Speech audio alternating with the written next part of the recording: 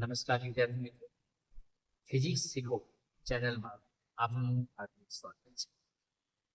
વિદ્યાર્થી મિત્રો, આજે આપણે શીખવાના છીએ સંપાતપણાનો સિદ્ધાંત. પહેલા ચેપ્ટર વિદ્યુત ભાર અને વિદ્યુત ક્ષેત્રની અંદર કુલંબીય બળ માટે ખૂબ જ અગત્યનો ટોપિક સંપાતપણાનો સિદ્ધાંત, જેમાં આપણે કુલંબીય બળોનો સરવાળો કરીને પરિણામ મેળવવાનું છે. પણ વિદ્યાર્થી મિત્રો, જો તમને કુલંબીય બળ વિશે ન ખ્યાલ હોય તો મારું અગાઉનો વિડીયો મેં જે બનાવ્યું છે એને ધ્યાનપૂર્વક જોઈ લેજો, સમજી લેજો, તો વધારે મજા આવશે આ વિડીયોમાં અને તમને વધારે ખ્યાલ આવશે. બરાબર છે મિત્રો? હવે આજે આપણે સંપાતપણાના સિદ્ધાંતમાં અથવા સંપાતપણાનો સિદ્ધાંત સમજ્યા પછી થોડા ઘણા બળ વિશેના કેટલાક ઉદાહરણો ટેક્સ્ટબુકની અંદર આપેલા છે. બરાબર? એનો પણ આપણે મહાવરો કરીશું. ટૂંકમાં આજનું આ જે વિડીયો છે બહુ જ મજાનો રહેવાનો છે. લાસ્ટ અંત સુધી જોજો, મજા આવશે. તો બળો માટે સંપાતપણાનો સિદ્ધાંત. હવે એના માટે સૌથી અગત્યની બાબત એ છે કે અગાઉના વિડીયોની અંદર આપણે જોયું છે કે કુલંબીય બળ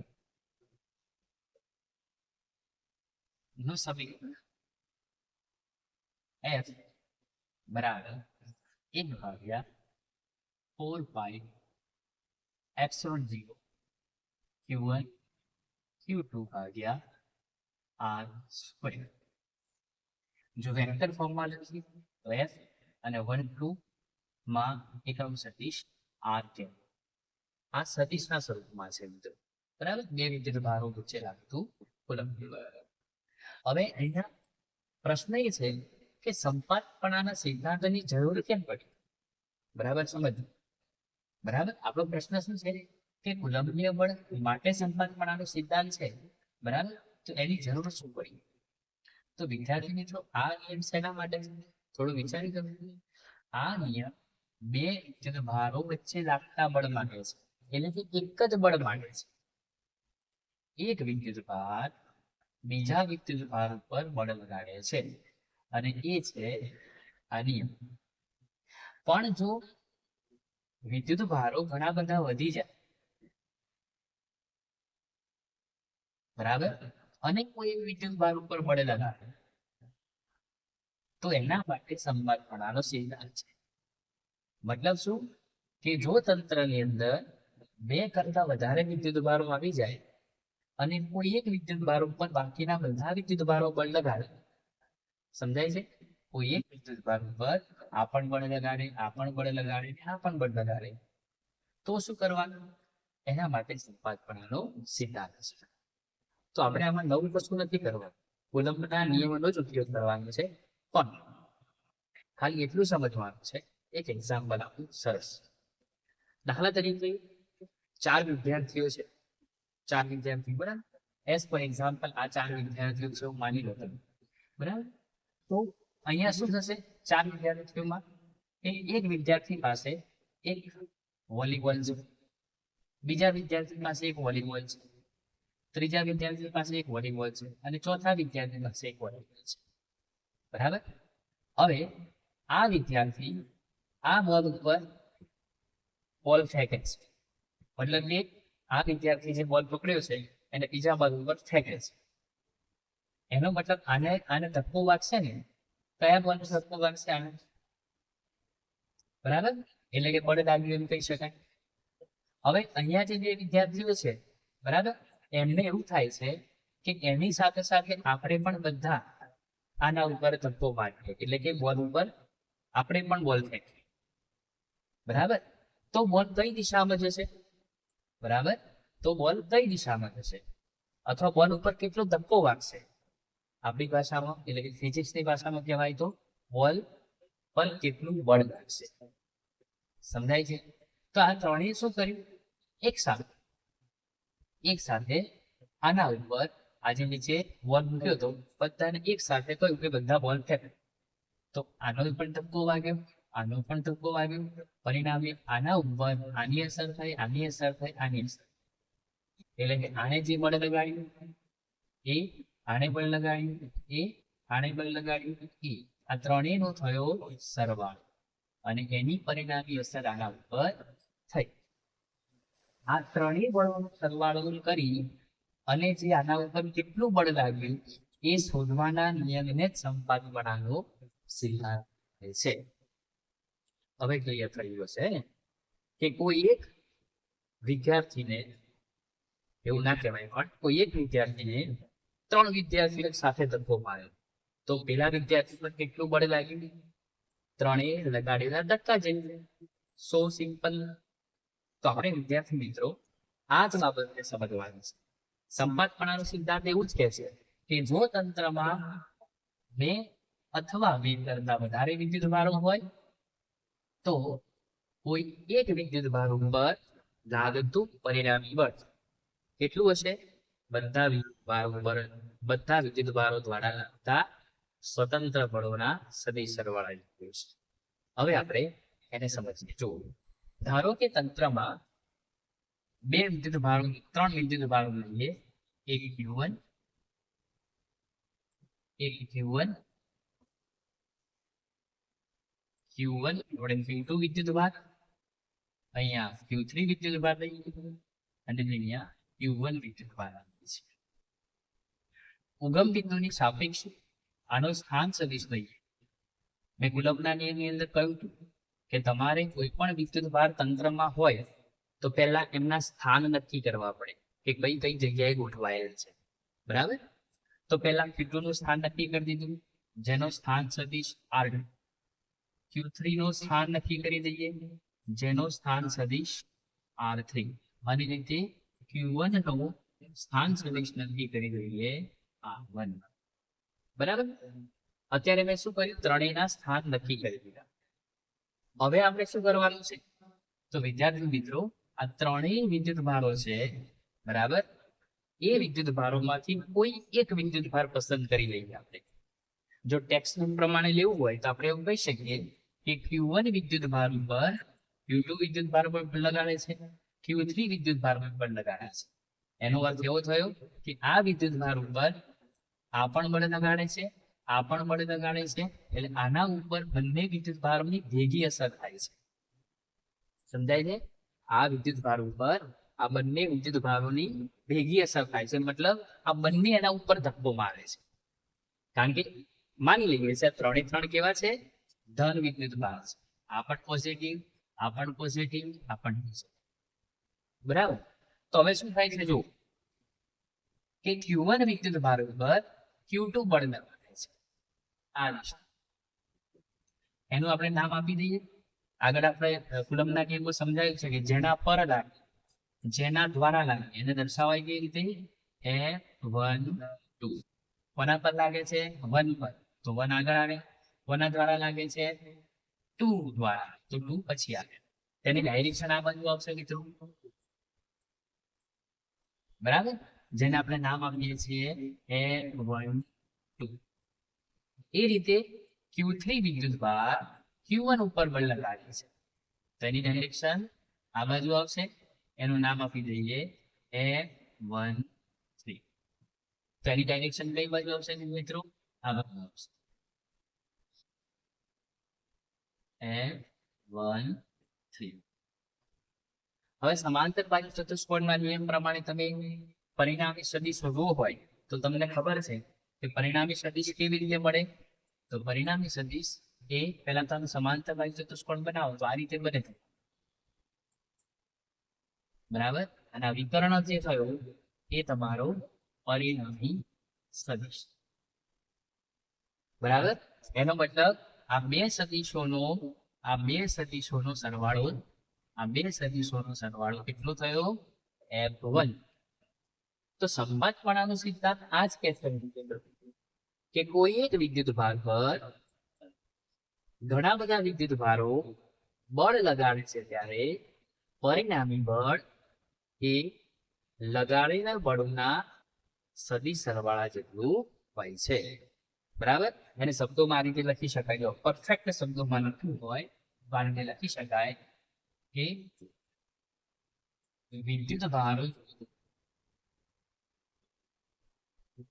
ના તંત્રમાં કોઈ એક વિદ્યુત ભાર પર ઘણા બધા વિદ્યુત ભારો બળ લગાડે છે ત્યારે પરિણામી બળ એ લગાડેલા બધા સ્વતંત્ર બળોના સદિશ સરવાળા બરાબર હોય છે. ઓકે વિદ્યાર્થી મિત્રો, શું કહેશે સમજો કે વિદ્યુત ભારોના તંત્ર એટલે વિદ્યુત ભારોનું તંત્ર બે વિદ્યુત ભારોનું નહીં, બે કરતા વધારે વિદ્યુત ભારોના તંત્ર. જો એને કરવું હોય તો આવું લખી શકાય, બે કરતા વધારે વિદ્યુત ભારોના તંત્રમાં કોઈ એક વિદ્યુત ભાર એટલે કોઈ એક વિદ્યુત ભાર એના પર ઘણા બધા વિદ્યુત ભારો બળ લગાવે છે. એટલે કે આ બે એના ઉપર બળ લગાવે છે. તો આ જે પરિણામી બળ છે એ કોના જેટલું હોય છે?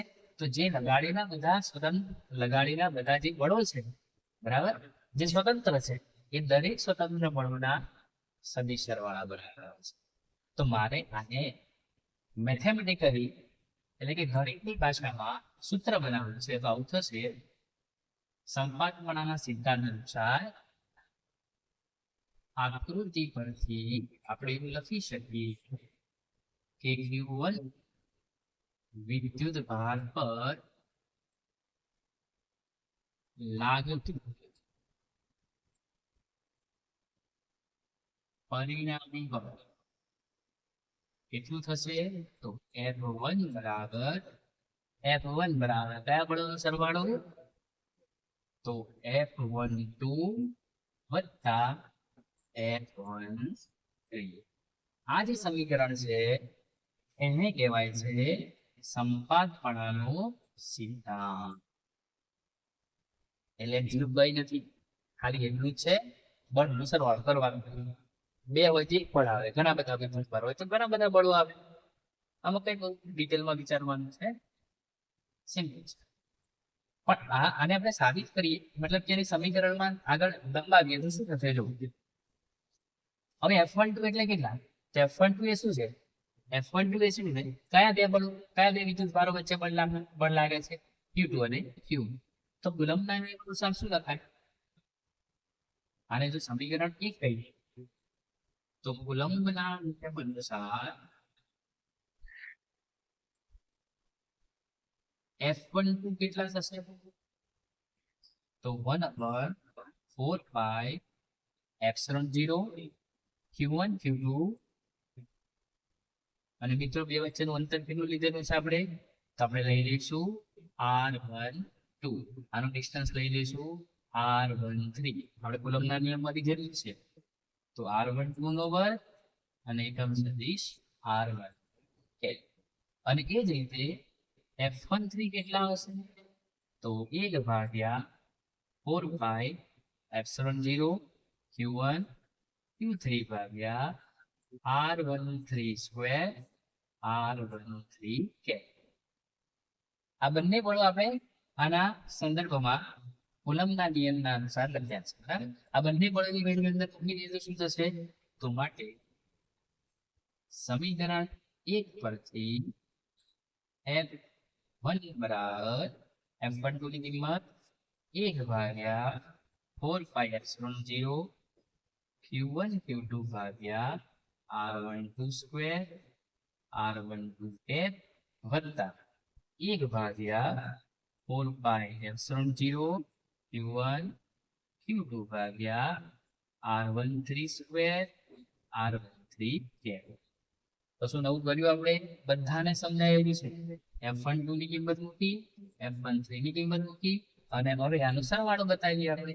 જો માટે F1 બરાબર શું થયું? તો આમાં કોમન શું છે? કોમન છે 1 ભાગ્યા 4/0 કોમન શું છે 1 ભાગ્યા 4/0 બીજું કોમન શું છે q1 હે ને તો આપણે આ બધાને બહાર લઈ લઈશું તો શું થશે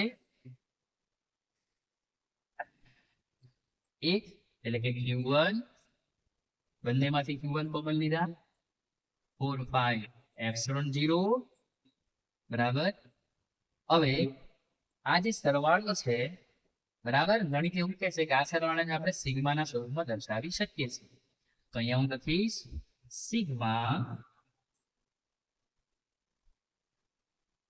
ક્યાંથી ક્યાં સુધીનો સરવાળો છે 1 તો બહાર આવી ગયા છે તો મારે સરવાળો કરવાનો છે 2 થી શરૂ કરવાનો છે એટલે i બરાબર 2 2 3 બરાબર 2 અને 3 સુધી સરવાળો છે તો q2 ભાગ્યા qi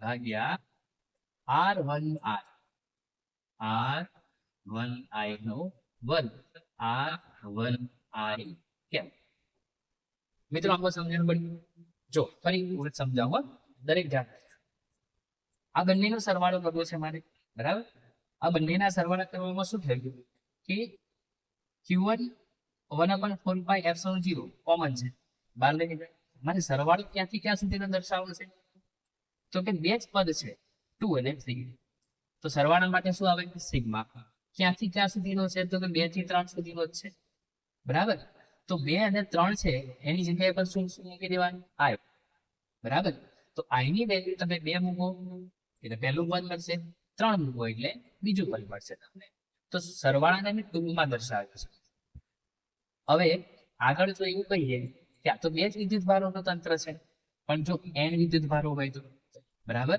એટલે કે જો વિદ્યુત ભારોનું તંત્ર n વિદ્યુત ભારોનું હોય તો q1 વિદ્યુત ભાર પર લાગતું પરિણામી બળ કેટલું થશે હવે એને દર્શાવવા માટે તમે વિડીયોને પોઝ કરીને આની લખી દીધો હશે અથવા પોઝ કરીને લખી દીધો હશે તો આપણે અહીંયા આગલું સ્ટેપ લખી દઈએ જો કેટલું થશે એની વિભાગનું તંત્ર હોય તો કે f1 બરાબર હવે q1 upon 4/0 છે એને તો એઝ ઇટ ઇઝ લખીશું આપણે પણ સરવાળો ક્યાંથી ક્યાં સુધીનો આવશે મિત્રો તો i is equal to 2 to n qi ભાગ્યા r1i નો સ્ક્વેર r1i નો કેપ જ્યાં આપણે સરવાળો ક્યાંથી ક્યાં સુધી લીધો છે તો 2 3 4 એવા n સુધી બરાબર તો આ થાય તમારો સંપાતપણાનો સિદ્ધાંત સંપાતપણાના સિદ્ધાંતમાં બીજું કઈ જ યાદ નથી રાખવાનું ખાલી એક જ વસ્તુ યાદ રાખવાની છે કે જો વિદ્યુત ભારો 2 કરતા વધારે હોય તો જે કુલંબીય બળ 2 વિદ્યુત ભારો વચ્ચે લાગતું હતું એ હવે ઘણા બધા વિદ્યુત ભારોના કારણે લાગશે બરાબર અને જે વિદ્યુત ભાર ઉપર જેટલા બળો લાગે છે બધાનો સરવાળો થાય આ એનું કોમન લોજિક છે અને એના માટે આપણે થોડા ઉદાહરણો જોઈશું ને તો તમને ખરેખર મજા આવશે ચલો તો આ તમારો સંપાતપણાનો સિદ્ધાંત પરીક્ષાની અંદર પૂછાય છે કે 2 કે 3 માર્કની અંદર પૂછાય તો આપણે જલ્દી આકૃતિ દોરી અને 100% દોરવાનો પ્રયત્ન કરવાનો છે વિદ્યાર્થી મિત્રો બીજી એક અગત્યની બાબત છે ફિઝિક્સની અંદર માર્ક મેળવવા એક ખૂબ જ ચોકસાઈ વાળું કામ છે મતલબ કે કોઈ પણ થિયરીમાં આકૃતિ હોય તો આકૃતિનો 100% અડધો માર્ક હોય છે જો આકૃતિ મોટી હોય તો 1 માર્ક પણ હોય છે તો વિદ્યાર્થી મિત્રો જે પણ થિયરીમાં આકૃતિ હોય એમાં ક્યારેય પણ કંજૂસાઈ કરવી નહીં અને પરફેક્ટ દોરવાનો પ્રયત્ન બીજું કે થિયરી જે લખીએ છીએ બરાબર એ થિયરીમાં પણ ખૂબ જ ચોકસાઈ રાખવાનો પ્રયત્ન કરવાનો કારણ કે કઈ જગ્યાએ માર્ક કપાશે એની તમને ખ્યાલ પણ નહીં આપણે 12મા ધોરણની અંદર કેવી રીતે પાસ કરવું, કેટલા માર્ક લાવવા અથવા કેટલા વધુ માર્ક આવી શકે, બરાબર, એના માટે પેપર કેવું લખવું, બરાબર, એ બધી ચર્ચા માટે એક અલગથી વિડીયો બનાવીશું, બરાબર. પણ એ વિડીયો તમારે જોવો હોય, બરાબર, તો એના માટે એક જ ઉપાય છે કે તમે એને સબસ્ક્રાઇબ કરશો તો તમારામાં ઓટોમેટિક નોટિફિકેશન આવશે અને ખબર પડશે કે એક નવો વિડીયો આવી રહ્યો છે, કે જેનાથી તમે 12મા ધોરણની કેવી રીતે પાસ થવું એની પૂરેપૂરી તમને હું જાણકારી આપીશ, બરાબર. ચલો હવે થોડાક ઉદાહરણ તરફ જઈએ. વિદ્યાર્થી મિત્રો, કુલમ્બનો નિયમ ના સંદર્ભમાં અને એના આગળ વિદ્યુતભારનું ક્વોન્ટમીકરણ જે હતું એના સંદર્ભમાં થોડાક ઉદાહરણો છે. એ ઉદાહરણો તરફ આપણે જઈએ છીએ અને એ ઉદાહરણો તમને 100% આશા રાખું છે કે પૂરેપૂરો ખ્યાલ આવશે, બરાબર.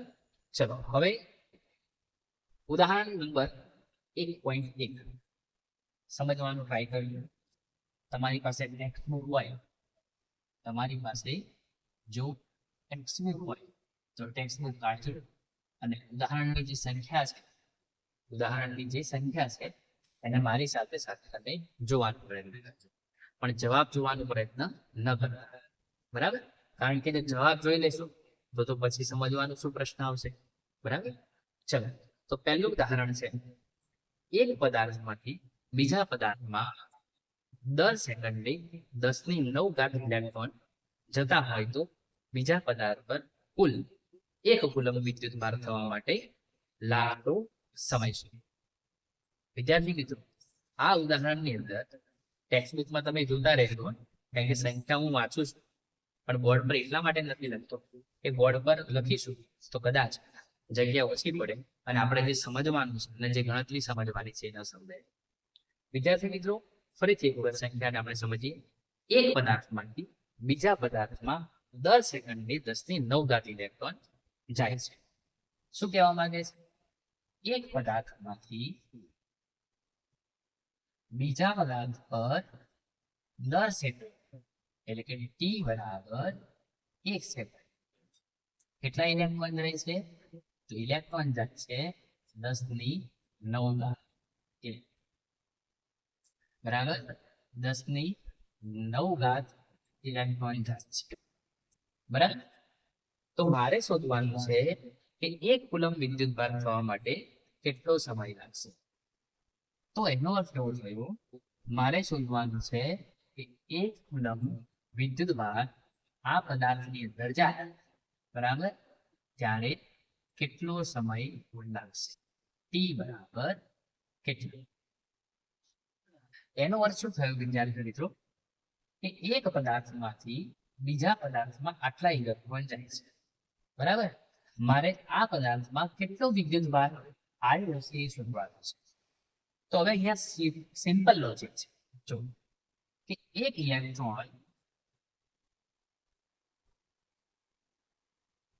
ઇલેક્ટ્રોન બીજા પદાર્થ પર જાય તો વિદ્યુત ભાર કેટલો ગયો કહેવાય? 1.6 ગુણ્યા 10⁻⁹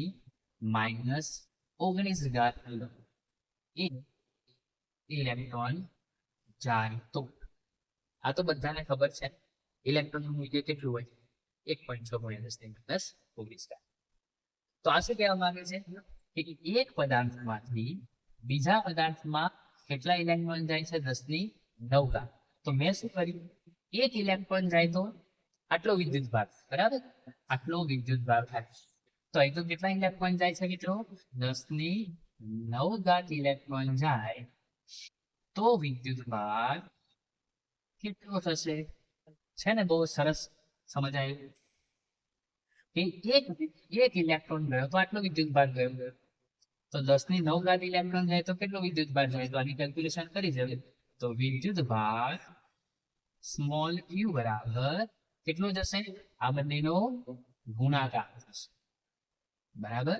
તો 10⁹ ગુણ્યા 1.6 ગુણ્યા 10⁻⁻19. આનું સાદું રૂપ આપીશું તો શું આવશે? 1.6 ગુણ્યા 10⁻⁻19 અને પ્લસ 9 એડ થશે તો જવાબ આવશે 1.6 ગુણ્યા 10⁻10 કુલમ. ઓકે વિદ્યાર્થી મિત્રો, અહીંયા તમને ખબર પડી આમાં કશું નવું નથી કર્યું. 1 સેકન્ડમાં આટલા ઇલેક્ટ્રોન જાય છે તો અહીંયા વિદ્યુતભાર કેટલું તો આપણે શોધી કાઢ્યું. કેટલું ગયું? 1 સેકન્ડમાં કેટલું વિદ્યુતભાર ગયું? 1.6 ગુણ્યા 10⁻10. મારે કેટલા વિદ્યુતભાર માટે સમય શોધવાનો છે? 1 કુલમ માટે, બરાબર? તો હવે આ વિદ્યુતભાર કેટલા સમયમાં ગયો છે? 1 સેકન્ડ. કારણ કે 1 સેકન્ડમાં ઇલેક્ટ્રોન કેટલા ગયા છે? 10⁻9. તો આને આપણે આવું થઈ શકીએ ને કે 1.6 ગુણ્યા 10⁻10 કુલમ વિદ્યુતભાર ને જવા માટે લાગતો સમય કેટલો થયો? 1 સેકન્ડ, બરાબર? ટી બરાબર 1 સેકન્ડ છે ને? ટી બરાબર 1 સેકન્ડમાં આટલા ગયા હતા ને, તો આટલા માટે આટલા ગયા તો કેટલો વિદ્યુતભાર થયો? આટલું. એનો મતલબ 1 સેકન્ડમાં આટલો ગયો છે. મારે કેટલા વિદ્યુતભાર માટે સમય શોધવાનો છે? 1 કુલમ. તો 1 કુલમ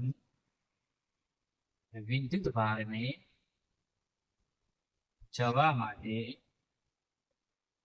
લાગતો સમય કેટલો થશે એ શોધવાનો છે.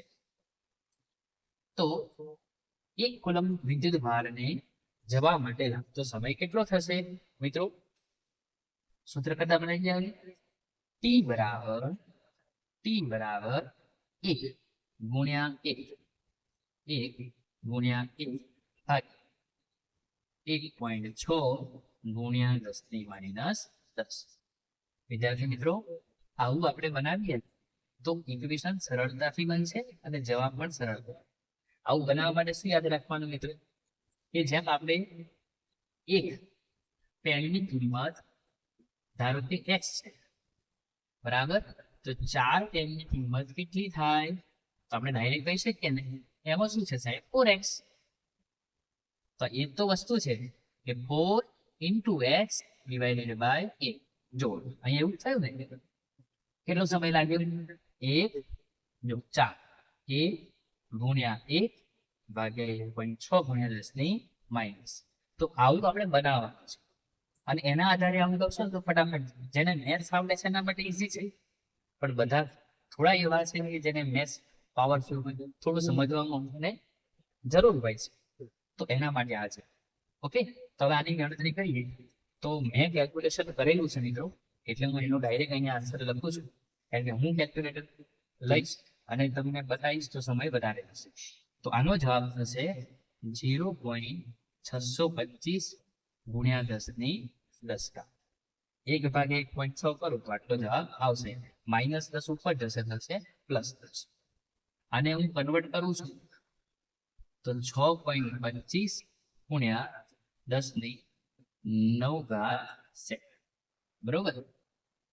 આટલો જવાબ સેકન્ડ.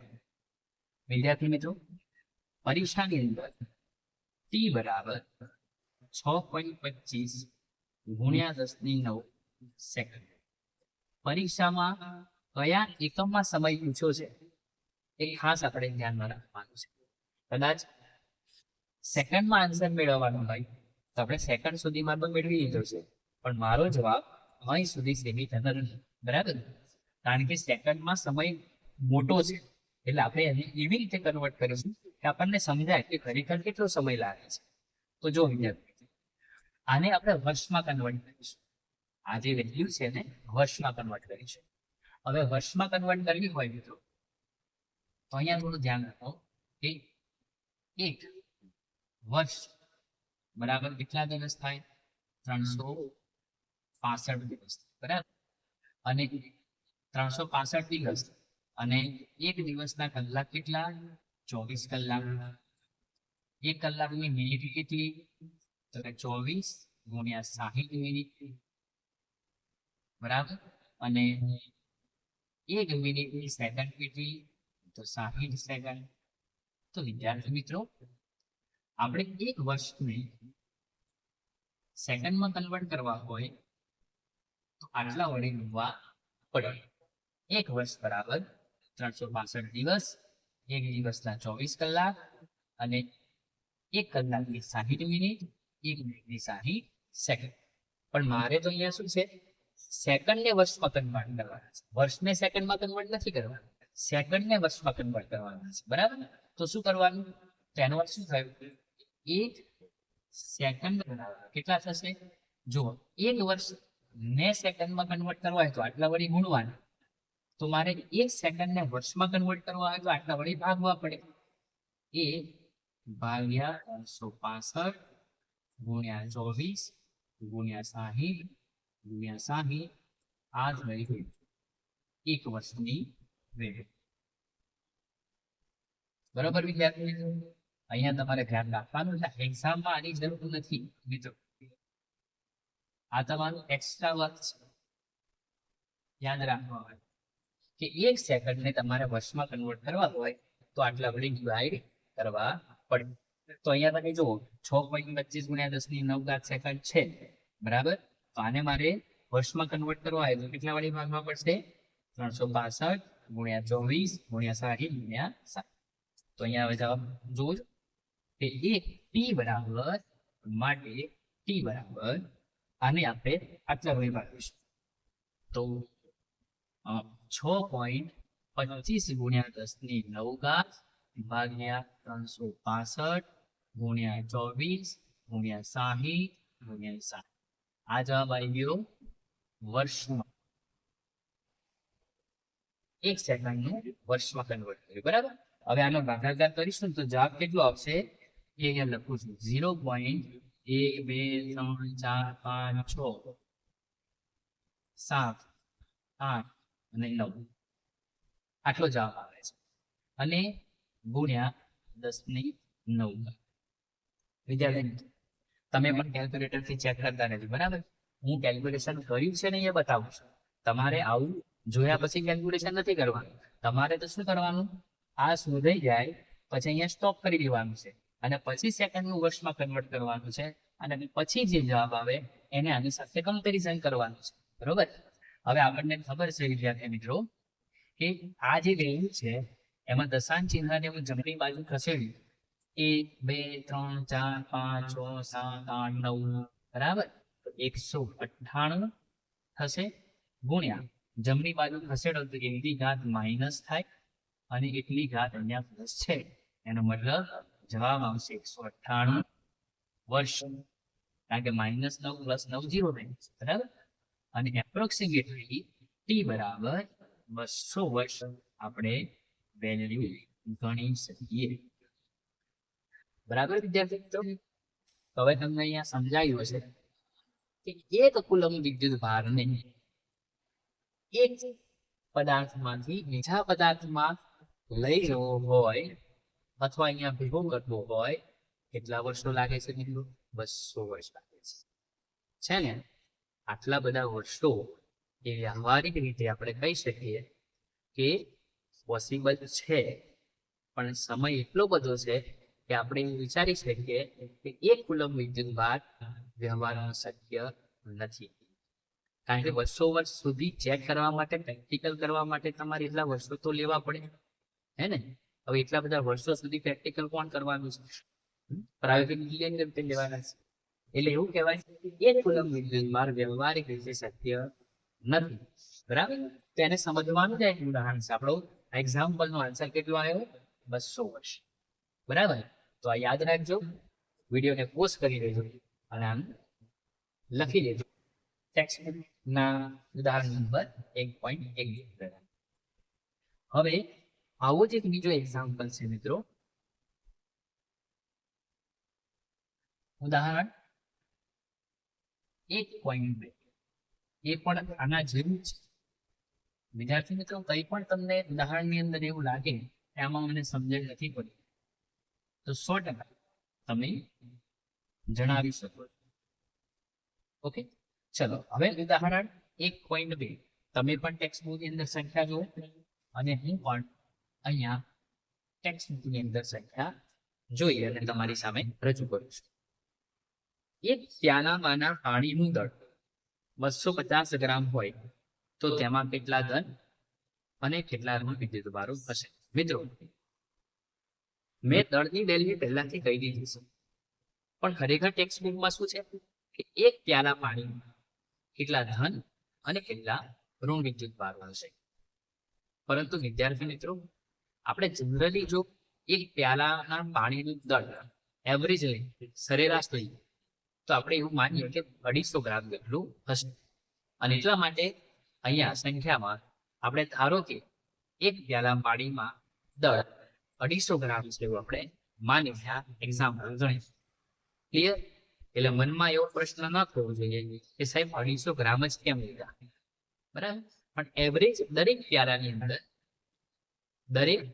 અંદર એવરેજ કેટલા ગ્રામ પાણી લગભગ સમાય છે એવું આપણે માનીશું 250 ગ્રામ. પરીક્ષાની અંદર કદાચ એવું પહેલાથી જ આપી છે કે એક પ્યાલા પાણીનું દળ 250 ગ્રામ છે તો તેમાં કેટલા ધન અને કેટલા ઋણ વિદ્યુતભારો હશે. ચલો સમજીએ. અહીંયા એક પ્યાલાની વાત કરી છે વિદ્યાર્થી મિત્રો. એક પ્યાલાની અંદર કેટલા ધન અને કેટલા ઋણ વિદ્યુતભારો હશે એવું આપણે શોધવાનું છે. જેનું દળ લઈ લીધી છે આપણે m બરાબર 250 ગ્રામ. બરાબર? તો પહેલો જ પોઈન્ટ આપણે લખીશું કે ધારો કે એક પ્યાલા પાણીનું 250 ગ્રામ છે. જો આપેલું જ હોય મિત્રો તો આ ધારવાની કોઈ જરૂર જ નથી. જેમની એક્ઝામ્પલમાં લખ્યું કે એક પ્યાલામાંના પાણીનું દળ 250 ગ્રામ છે, આમાં કોઈ ધારણા કરવાની નથી. બરાબર? ચાલો હવે એને પાણીનો ઉપયોગ થયો છે, બરાબર? તો પાણી એટલે H2. પાણી એટલે શું? H2. એનું અણુસૂત્ર શું થયું? H2. તો પાણીનો અણુભાર કેટલો થયો? પાણીનો અણુભાર H2 નો અણુભાર એક અણુનો અણુભાર કેટલો થયો? તો 18 ગ્રામ થશે. બરાબર? જેમ કે H2O નો અણુભાર કેટલો થશે? 18. બરાબર? અને જે દ્રવ્યનો અણુભાર હોય, એ દ્રવ્યના અંદર, અથવા એમ કહી શકો કે એક મોલ દ્રવ્યની અંદર રહેલા ટોટલ અણુઓની સંખ્યા એવોગાડ્રો અંક જેટલી હોય છે. બરાબર? મતલબ આપણે એવું સમજે કે 18 ગ્રામ આ જે પાણી છે, પાણીનો જે અણુભાર છે, બરાબર? તો 18 ગ્રામ પાણીના એક અણુમાં અથવા 18 ગ્રામ પાણીમાં એક મોલ 18 ગ્રામ પાણીના જથ્થામાં અણુઓની સંખ્યા કેટલી હશે? તો ઓલવેઝ આપણે જાણીએ છીએ એવોગાડ્રો અંક જેટલી કે 6.02 ગુણ્યા 10⁻23. બરાબર? 18 ગ્રામ પાણીના જથ્થામાં 6.02 ગુણ્યા 10⁻23 જેટલી અણુની સંખ્યા છે. એક મિનિટ. બરાબર? કોઈ પણ તત્વનો જે અણુભાર હોય, બરાબર, એનો જથ્થો કેટલો હોય? 1 મોલ હોય છે. એ આપણે ભણી ગયા છે. બરાબર? 11મા ધોરણની અંદર કેમિસ્ટ્રીમાં પણ આવે છે. મારે કેટલું દળ છે? 250 ગ્રામ મિત્રો. તો 250 ગ્રામ પાણીના જથ્થામાં આ સંખ્યા એટલે કે અણુઓની સંખ્યા n બરાબર કેટલી થશે? આવ્યું ને ફરીથી પાછું પેલા એક્ઝામ્પલમાં જેમ આપણે સમયની ગણતરી કરી છે એમ અહીંયા લખીને આવી ગયું જો કે 18 ગ્રામ પાણીમાં અણુઓની સંખ્યા 6.02 ગુણ્યા 1023. તો મેં ધારણા કરી છે કે 250 ગ્રામમાં કેટલી, તો હવે વિચારો પેલાની જેમ n બરાબર કેટલા થશે, તો 250 ગુણ્યા અને આની સાથે ગુણાકાર કરવાનો અને ભાગ્યા કેટલા કરવાના. વિદ્યાર્થી મિત્રો અહીંયા કેલ્ક્યુલેશન મેં કરેલું છે એટલે તમને અહીંયા વેલ્યુ જણાવું છું કે 83.63 ગુણ્યા 1023. તમે પણ જાતે આનું કેલ્ક્યુલેશન કરી અને આન્સર ચેક કરી શકો. બરાબર. આ શું સમજાવે છે મિત્રો કે 250 ગ્રામ પાણીના જથ્થામાં આટલા અણુઓ છે. બરાબર.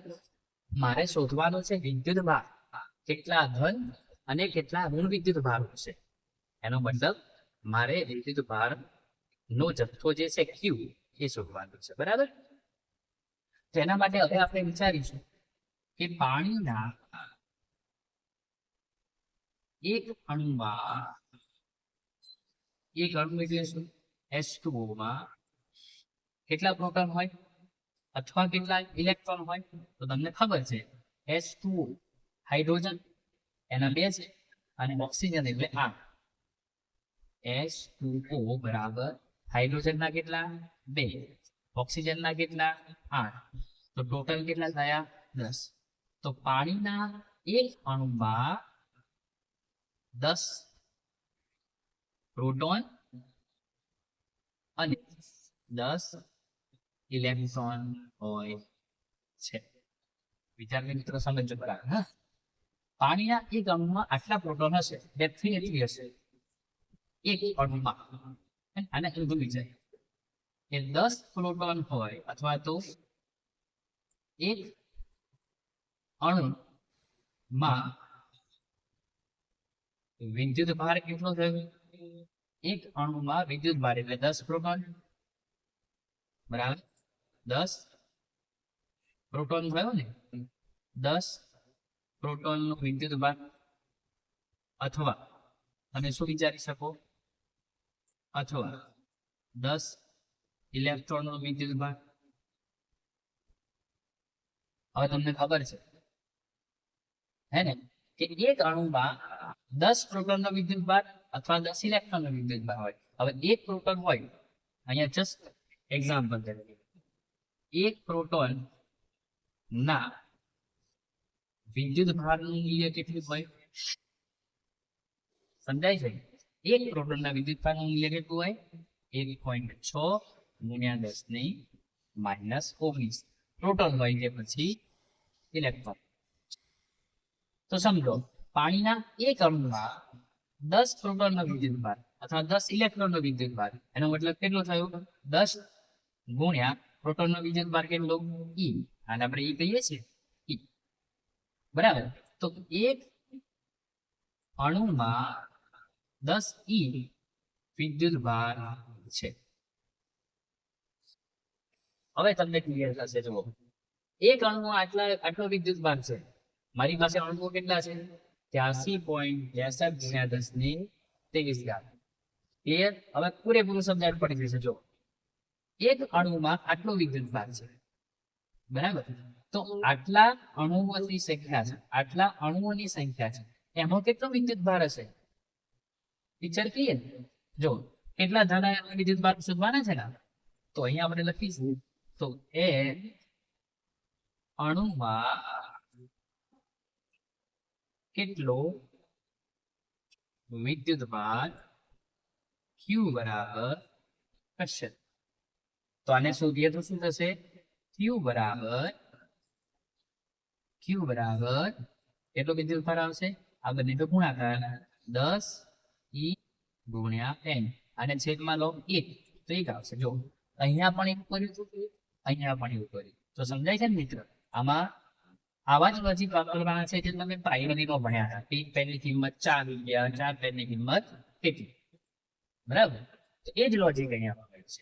ઇઝ ઇક્વલ ટુ 10 ગુણ્યા 1.6 ગુણ્યા 10⁻19 n બરાબર કેટલા છે 83.63 ગુણ્યા 10⁻23 બરાબર આનું કેલ્ક્યુલેશન કરવું ચલો કેલ્ક્યુલેશન કરો ફટાફટ ઓકે તો તમે કેલ્ક્યુલેશન કર્યું હશે આનો જવાબ આવશે 1.3 પેલા આવો જવાબ આવશે 133.777 ગુણ્યા 10⁻5 અને જો હું આને કન્વર્ટ કરું દશાંશ ચિહ્નને આગળ લઈ જાઉં બે ડિજિટ તો બે દશાંશ ચિહ્ન આગળ એડ થશે તો 33 ગુણ્યા 10⁻2 આ બાજુ ગયા ને ડાબી બાજુ ગયા તો બે એડ થાય તો 7 એપ્રોક્સિમેટલી 1.338 ગુણ્યા 10⁻7,000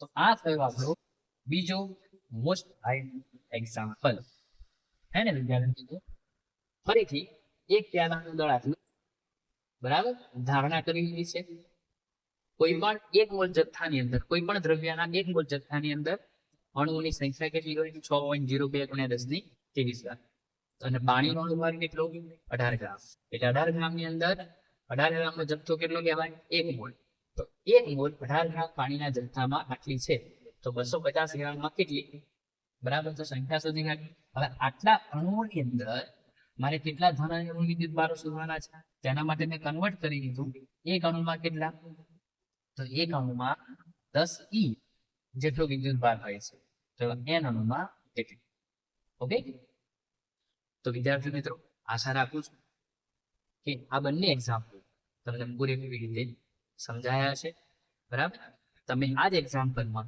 થોડો ટ્વિસ્ટ કરીને 250 ગ્રામ દળ લીધું છે એની જગ્યાએ ચેન્જ કરીને તમે આ જ એક્ઝામ્પલને પ્રેક્ટિસ કરી શકો છો બરાબર હવે ફરીથી વિડીયોમાં આગળ કુલમના નિયમના જ બીજા એક્ઝામ્પલ જે બહુ અગત્યના આઈએમપી છે એ જોઈશું બરાબર ત્યાં સુધી આપણે અહીંયાથી બીજા વિડીયો તરફ મળીશું અને વિડીયો જોવાનું ભૂલતા નહીં સબસ્ક્રાઇબ કરતા રહેશો બરાબર તમે જેટલું સબસ્ક્રાઇબ કરતા રહેશો લાઈક કરતા રહેશો કમેન્ટ પણ કરતા રહેશો તો આશા રાખું છું કે મને વધારે ને વધારે પ્રોત્સાહન મળતું રહેશે